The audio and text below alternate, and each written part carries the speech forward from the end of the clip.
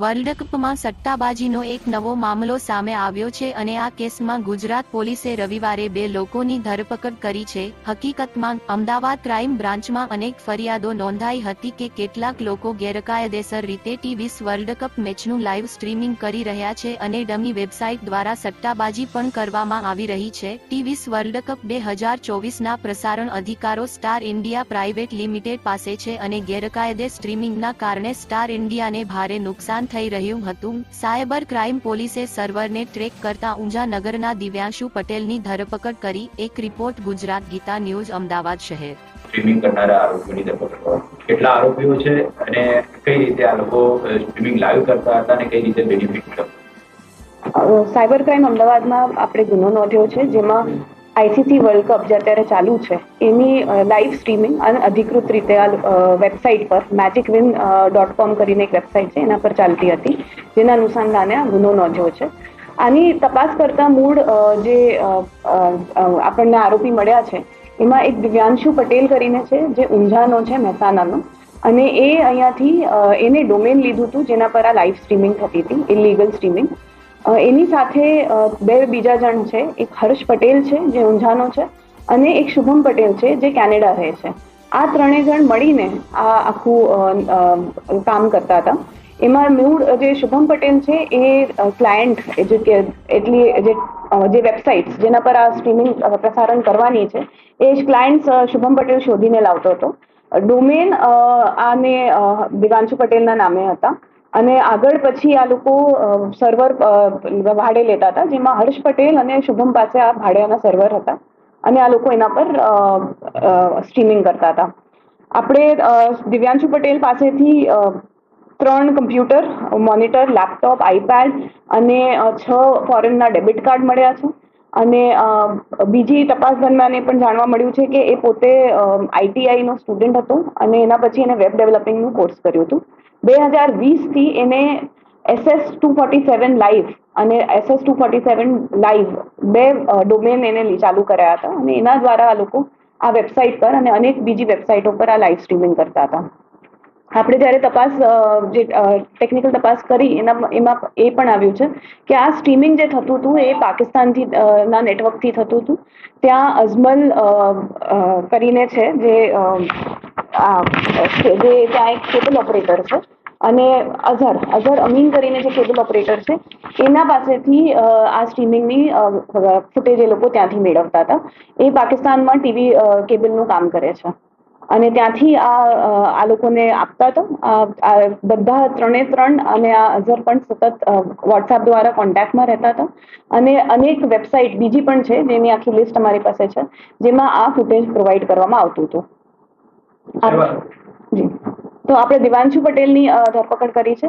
તે સાથે બેંક અકાઉન્ટમાં ચેક કરતા કે આ સ્ટ્રીમિંગ આ વેબસાઇટ પર અમે જ્યારે વેબસાઇટનું આખું જોયું ત્યારે એ પણ જાણવા મળ્યું કે વેબસાઇટ પર ઇલીગલ બેટિંગ ચાલતું હતું. એ લોકો ગેમ્બલિંગમાં પણ આ વેબસાઇટનું યુઝ કરતા હતા અને ગેમ્બલિંગમાં જે બેંક અકાઉન્ટ્સ છે, અનેક બેંક અકાઉન્ટ્સ હતા અલગ અલગ બેંકના.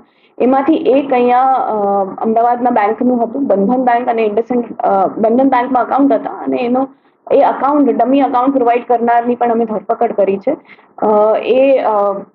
જે આકાશગીરી કરીને છે, આકાશગીરી ગોસ્વામી, એ આ બેંક અકાઉન્ટ લોકોને લઈ આવતો હતો અને આ બંધન બેંકમાં ખાતું ખોલાવીને આ ભાડાના અકાઉન્ટ કરાવતા હતા, જેમાં બેટિંગ માટેના પૈસા જમા થતા હતા. અઝહરના કોન્ટેક્ટમાં કેવી રીતે આવ્યા? અઝહરના કોન્ટેક્ટમાં આ બંને જે બીજા છે, શુભમ અને હર્ષ છે, એ લોકો એન્જિનિયરિંગના સ્ટુડન્ટ્સ છે અને જ્યારે આ લોકોએ બેટિંગનું ચાલુ કર્યું ત્યારે એમને ખબર પડી કે આ એક ટીવી ઓપરેટર જે કેબલ ઓપરેટર છે એના કોન્ટેક્ટમાં આવ્યા હતા. થ્રુ વેબસાઇટના દ્વારા જ એ લોકો આવ્યા હતા કોન્ટેક્ટમાં. અને આ લોકો જે સ્ટ્રીમિંગની લિંક કઈ રીતે આપતા હતા? વોટ્સએપ પર આપતા હતા કે કઈ રીતે આપતા હતા? મેઇન ટાર્ગેટ આ લોકોનો કોણ હતો? જે સટોડિયા હતા કે અન્ય કોઈ વેર હતો? અમને બંને વસ્તુને કેટર કરે છે. એક તો સ્ટ્રીમિંગ માટે પણ કરે છે, લાઈવ સ્ટ્રીમિંગ છે એટલે એકદમ પેલું લેગ સાથે પણ નહીં, એકદમ રાઈટ ટાઈમ પર છે. તો થોડાક વેબસાઇટ્સ સ્ટ્રીમિંગ માટે હતા અને બીજા વેબસાઇટ ગેમ્બલિંગ માટે પણ છે. પાકિસ્તાનથી સિગ્નલથી ટ્રાન્સફર કરતા હતા હા, એ લોકોએ ભાડે સર્વર લીધું હતું અને એની જે કી હોય છે એ આ લોકોએ આ અઝર પાસેથી લીધી હતી અને એના લીધે આ સ્ટ્રીમિંગની આખી લિંક એમને મળતી હતી. અને સર્વર શુભમ પટેલ પાસે મોટાભાગના સર્વર હતા અને એક બે સર્વર એને અહીંયા હર્ષ પટેલના ઘરે પણ હતા. ફાયદો શું આવું કરવા પાછળનો આરોગ્ય? ફાયદો એક તો સ્ટ્રીમિંગ જે છે, હાલની આઈસીસી વર્લ્ડ કપ જે છે એમાં ફક્ત હોટસ્ટાર પાસે એના લીગલ રાઇટ્સ છે સ્ટ્રીમિંગના, અને એ પછી જેને લીગલ રાઇટ્સ આપે છે સ્ટ્રીમ કરવામાં, તો આ બધી વેબસાઇટ પર ફ્રી ઓફ કોસ્ટ જે જોઈ શકે છે. એક એ એમનો ફાયદો છે. અને બીજો, અમને આમાં ખૂબ ઇન્કમ પણ મળતી હતી. ઇવન અહીંયા જે મહેસાણાના 2 જણ છે એમને પણ ખાસું એવું ઇન્કમ જનરેટ થતી હતી. અને ગેમ્બલિંગ સાથે જે પૈસા છે એ એમનો ફાયદો થતો હતો. એ જે આપણે આ જે વેબસાઇટ છે એના પર જો તમારે ગેમ્બલિંગ કરવી હોય, બેટિંગ કરવી હોય, તો જે બેંક અકાઉન્ટમાં પૈસા ડિપોઝિટ કરવાના છે એ બેંક અકાઉન્ટની તપાસ કરતા અહીંયા ડમી અકાઉન્ટ મળ્યા છે.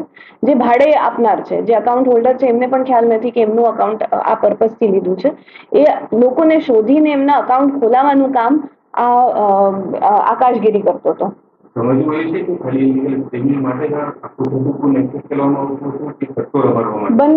બંને માટે હતું. સ્ટ્રીમિંગ અને સટ્ટો બંને માટે ચાલતું હતું. સટ્ટા માટે કોઈ નામચીન ચકોડિયાના નામ હજી અમે તપાસ કરીએ છીએ કે આગળ ઉપર આમાં કોના નામ આવે છે, એ અમારી તપાસ ચાલુ છે. અને આ લોકો પબ્લિસિટી પણ કરી છે, એટલે પોપ્યુલર વેબસાઇટ છે, તો આગળ એ તપાસમાં નીકળશે. આપણે મીડિયા ચેનલ્સ અને ઇવન હોર્ડિંગ્સ છે, ઘણા બધા છે, એમાં પબ્લિસિટી પણ એમને કરેલી છે. એનો માસ્ટરમાઇન્ડ કોણ કહી શકાય? એ અમે તપાસ કરીએ છીએ. હજી એ ચાલુ છે. સુધી જ રહેશે આ નેટવર્ક કે અન્ય કોઈ વ્યક્તિ આમાં સંડોવાયેલો હોઈ શકે છે? એ લાગી રહ્યું છે કે આગળ પણ ઘણા બધા નામો નીકળશે જેમાં સંડોવણી હશે, અને કદાચ માસ્ટરમાઇન્ડ જે છે એનું પણ અમે આગળ તપાસમાં નામ જોઈશું ઇન્વેસ્ટિગેશનમાં. હા, એ અમે આગળ તપાસ કરીશું એ બાબતે. અમે કરી નથી, અમે કરવાના છે આગળ. એ અહીંયા ચિત્રા પબ્લિસિટી કરીને છે, એ લોકોની હોર્ડિંગ્સ છે, અને એમાં આગળ અમે તપાસ કરીએ છીએ કે એમને કઈ